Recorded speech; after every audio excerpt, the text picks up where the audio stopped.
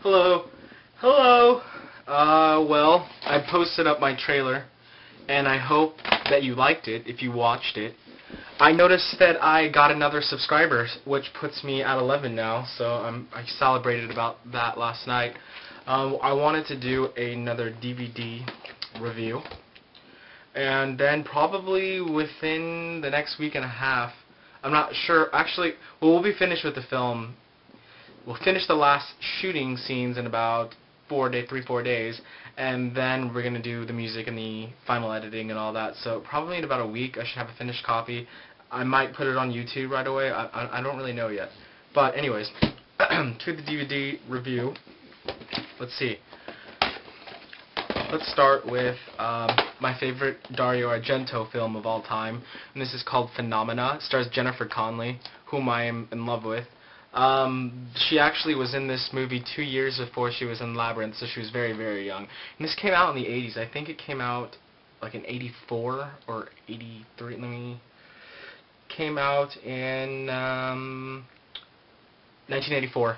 And this is actually, but anyways, Jennifer Connelly is like this strange girl, and she goes to this like all-girls boarding school, and like these young girls are getting killed, and there's this dude that's killing all the chicks, and they can't find her, and she has like this telepathic, like psychic ability, and she can communicate with these insects, and like in different ways, like for example, she can see through the eyes of one of the insects, and they're helping her discover who the killer is, and there's like all these strange subplots and stuff. It's really amazing, like awesome soundtracks, it's got like Motorhead and Iron Maiden and stuff, so like when people are getting killed and chase scenes and stuff, just awesome music, and love it.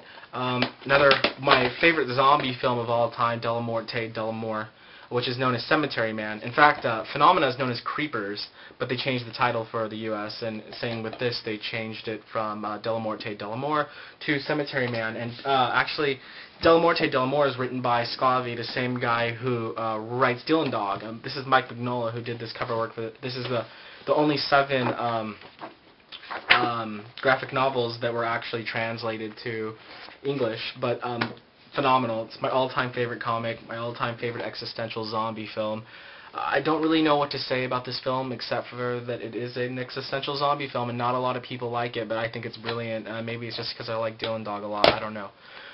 One of my all-time favorite horror films, I have a lot of all-time favorites, is The Gate, directed by Tibertakis. I mean, just every frame in this film is phenomenal, in my opinion. They use a lot of cool special effects. I mean, just amazing special effects, like stop-and-go animation. These kids open up the gates to hell, and these like little demons are like trying to come into their house, and they like fight them off with firecrackers and stuff. It's love it. And I think I already said this. Steven Dorff, he's in it, and he's like 9, 10 years old. And Battle Royale, love this movie. These kids, it's really kind of, the plot is kind of weird, just like the adults think the kids are a threat, and there's like this war between like kids and adults, and so they trick these kids and tell them that they're going on a field trip, but really they send them to this island and give them like 48 hours.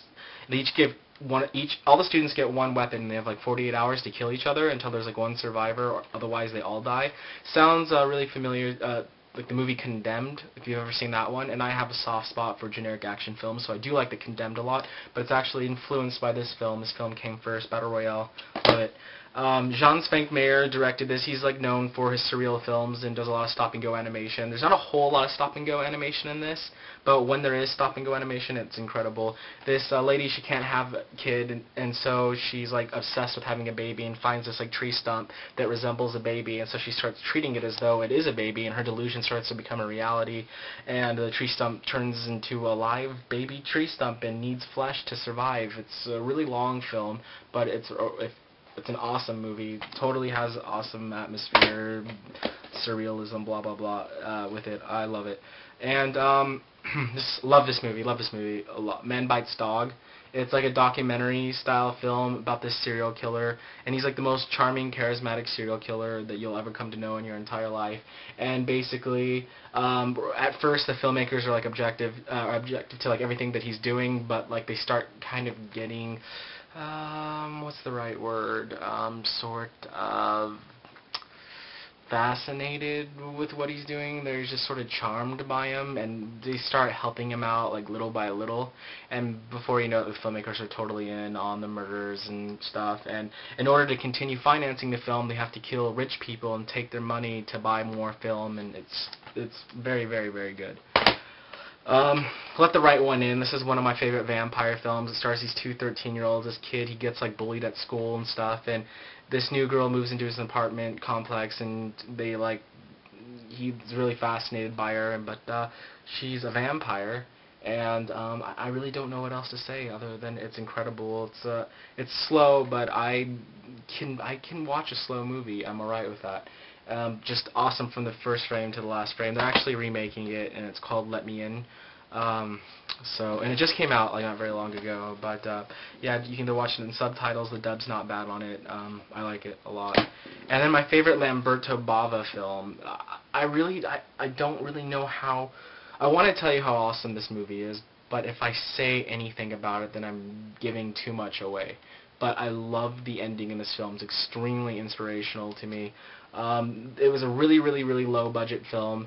Lamberto Bava almost wasn't even able to make this movie at all, but there is one scene, not a lot of gore, but there is one scene that I'll never forget. And there's even a picture of it on the back here. I don't know if you can see that. But this girl gets stabbed through the hand with a knife, and it's brutal. It looks so realistic, and it hurts my hand, and I have to kiss it every time I watch that movie at that part.